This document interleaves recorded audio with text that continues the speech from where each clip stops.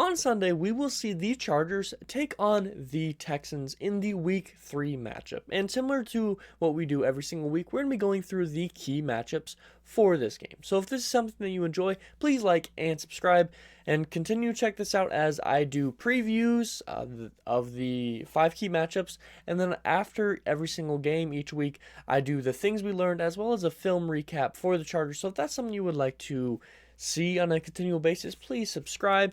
But let's not waste any more of your time. Let's go and get right into this. The key matchups for the Chargers versus Texans game in week 4.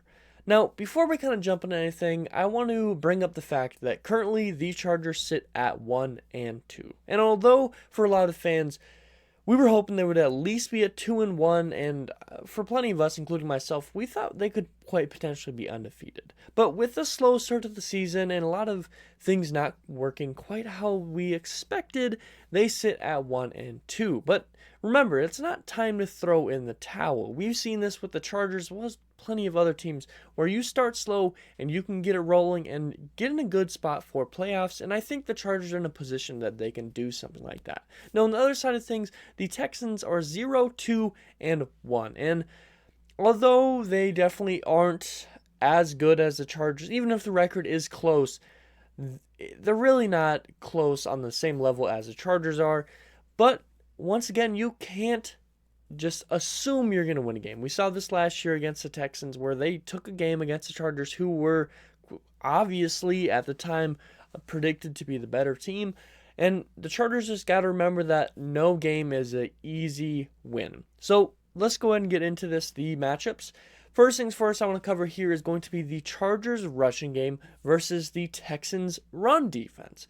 Now, the Chargers currently sit at the bottom of the league in rushing yards with only 177 rushing yards through the first 3 games. But with a strong RB room containing a Pro Bowl level running back in Austin Eckler, as well as some solid depth in Joshua Kelly and Sony Michel, as well as Isaiah Spiller, who the Chargers just drafted this year, who has not played quite yet this year, it is, a little bit surprising that the Chargers are doing so poorly. But with a group full of strong running backs and the, highest amount of yards in a game was week 1 versus the Raiders with just 76 yards, the Chargers definitely haven't got it rolling quite yet on the rushing side of things. Now, for the Texans, they have the worst defense against the run, allowing 607 yards total through 3 games. They even allowed the Bears to have 281 rushing yards against them just last week. And their top level running back, their best running back on the roster in David Montgomery, only had 11 yards. So the fact that they had 281 and David Montgomery only had 11 just really shows you that a lot of people, even without being a top level running back, can pick apart this Texans defense. Now, with both teams being at the bottom of the pile of each respective zone of offensive rush game and defensive run stopping, one of these two teams is going to have to break and finally have a good game. Now, I'm going to make this kind of prediction here that the Bolts are going to be the ones to do so and break out and have a big game against the Texans, as the Chargers run game has definitely been a struggle, but they have what it takes to produce at a high level. Whereas for the Texans, they've had a poor run stopping defense, but it's not like they have the pieces around them to really, flip the switch, where I think the Chargers can. So I think the Chargers are going to be able to take advantage of this matchup. Now, the next matchup we want to talk about is going to be the Chargers injury-stripped O-line versus the Texans pass rush. And the Chargers have had a lot of injury scares surrounding the O-line through the first few weeks. Trey Pipkins went down in week 2. He would return for week 3. Corey Linsley would go down at the start of the second half in week 2 and would miss last week's game against the Jaguars, but is predicted by Coach Staley, and I quote, saying, I predict that Corey Linsley will be the starter on Sunday. So we expect to have Corey Linsley back on the field, which is definitely going to be a huge factor in how the Chargers can do if he plays as he is one of the best centers in the league and a key part to kind of how everything on the offense rolls together. Now, sadly, in week 3, we would see Rashawn Slater go down with a season-ending bicep injury. So losing a Pro Bowl tackle, once again, having to fill that spot with Jameer Sawyer, although it definitely is, a solid step down. I think Sawyer is going to be able to step in and be at least a serviceable tackle for the time being, and hopefully he can come in and kind of take that spot solidly right away and at least be better than Storm Norton has been when he has been on the field. Now, even with the Chargers' injury struggles, it seems like they'll be close to full strength when this game does come around, which will be necessary against a Texans strong pass rush from the Texans, which is, kind of a little bit surprising when you look at the team itself. The Texans currently are sitting at 5th in the league for sacks, with 10 total sacks, having averaged about 3.3 sacks per game. That puts them as the best pass rush defense that the Chargers have faced so far to this point.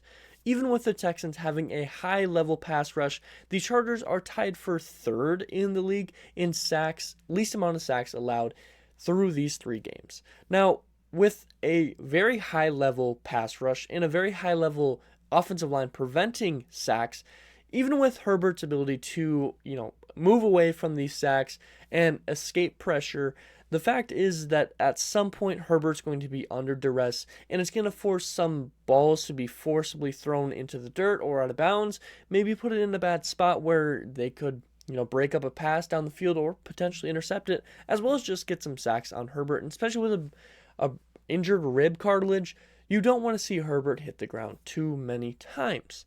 Now, the next thing here is going to be the Texans' passing game. Now, the Texans have been near the bottom of the league in the passing game so far to this point this year. The Texans rank 4th in the league, or 4th to last in the league in completion percentage, 5th to last in the league for yards per completion, 23rd in passing yards, 24th in passing touchdowns, 5th to last in passing rating. All of that, which is within the bottom 10 of every single one of those respective categories, the Texans have been struggling heavily in the passing game. Now, not only have the Texans struggled in the passing game, but they are now going to be going against one of the Chargers defense that has caused a lot of problems for even top-level quarterbacks. Now, in Week 1, we saw Derek Carr throw multiple interceptions. In Week 2, we saw Patrick Mahomes throw multiple interceptions. Although they would be overturned as the play is progressing, Mahomes was forced to, make some bad reads, and there was interceptions, and there just happened to be flags on the other side of the field that would overturn the play, but it was still, as the play progressed, Mahomes was forced into a bad spot and would throw an interception. Now, in Week 3, there was 2 dropped interceptions there, and for the most part, the defense still played well, but not quite good enough with the Jaguars having 38 points. But the Texans are going to be going against a Chargers defense that causes a lot of problems, and not only that, with J.C. Jackson playing, as mentioned by the injury report that came out earlier today, it is, very likely that it's going to improve this defense immensely. When he did play in Week 2, he looked a little bit slow, so hopefully in Week 4 we're going to see him kind of get closer to his full speed play. Not only that, but Asante Samuel Jr. has been looking just 10 times better than he did last year through the remainder of the year. Early on in the year, he looked very good last year, but Asante's been breaking up passes, interceptions, all this. He's been looking phenomenal this year. So him, as well as J.C. Jackson, is going to be a big factor in how well the Texans can do in the passing game. Not only that, but you also have Derwin James, you have Michael Davis, and even the linebacker core and Drew Tranquil got an interception Week 1. And although Joey Bosa is gone, the pass rush should put enough pressure to put the ball in some quite optimal positions for the defense to get some interceptions. Now, it is likely that with the Chargers defense being so strong in the pass game, the Texans passing game is likely to be put into check, possibly in a position where the Chargers can force some turnovers.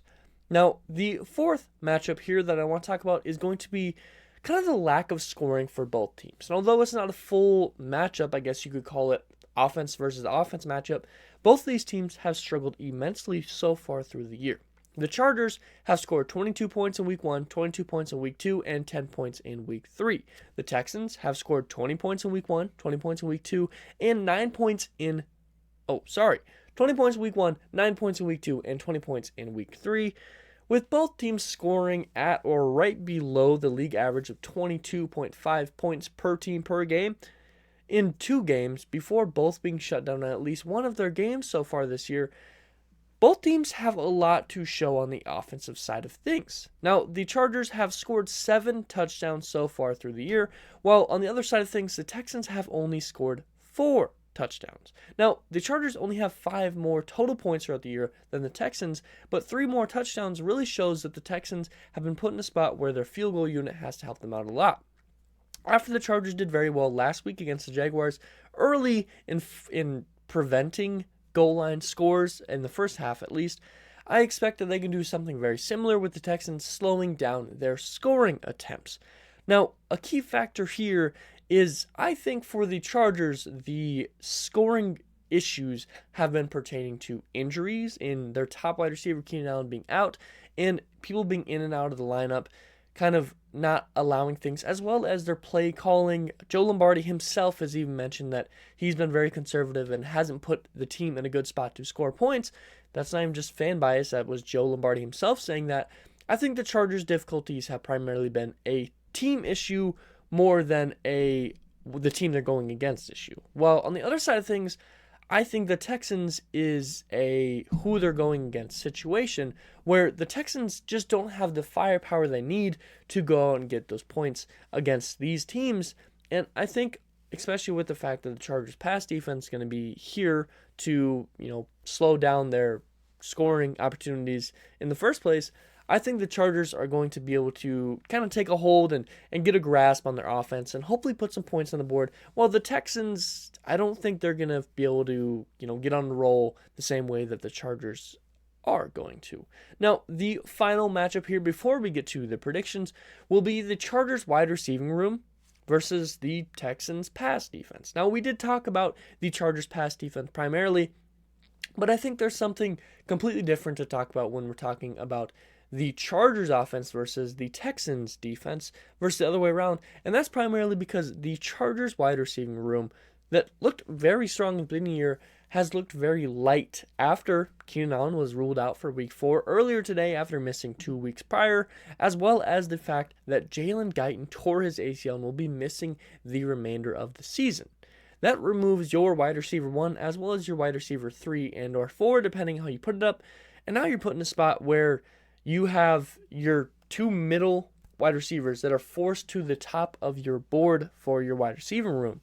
And that's definitely going to leave a couple questions up in the air.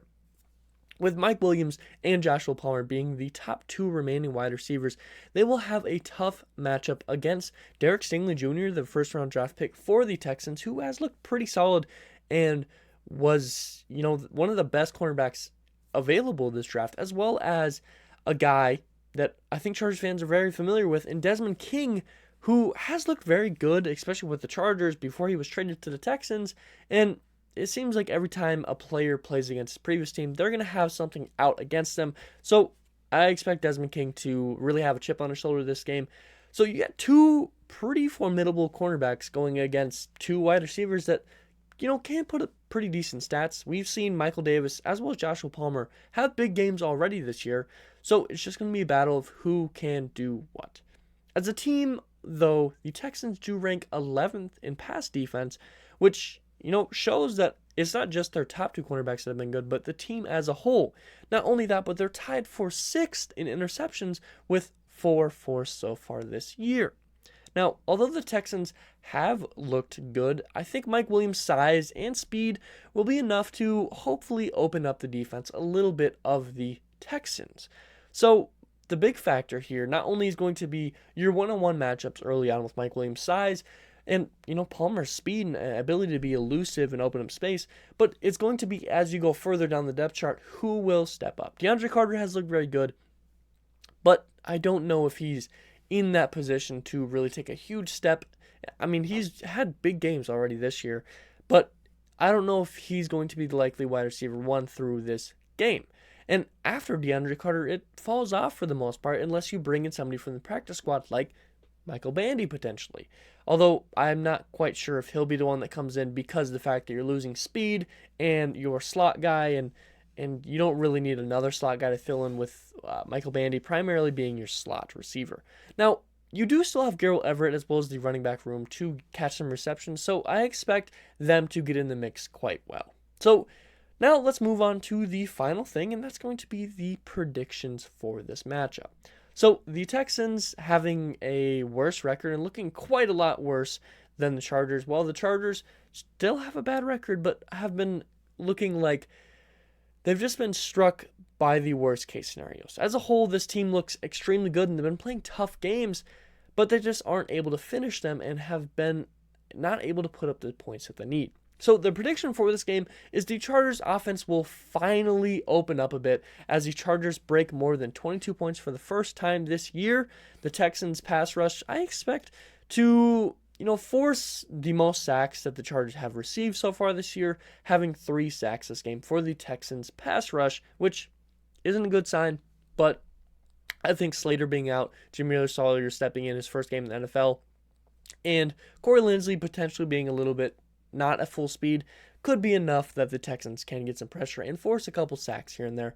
Now, in the passing game for the Chargers, with Gerald Everett looking like one of the best tight ends that the Chargers have had in quite some time and looking very good and being one of Herbert's favorite options so far this year with Keenan Allen out, I expect Everett to have a pretty solid game with 100 yards and a touchdown.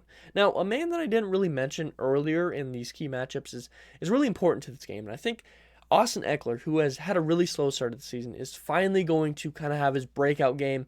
After looking really extremely good last year, he started really slow.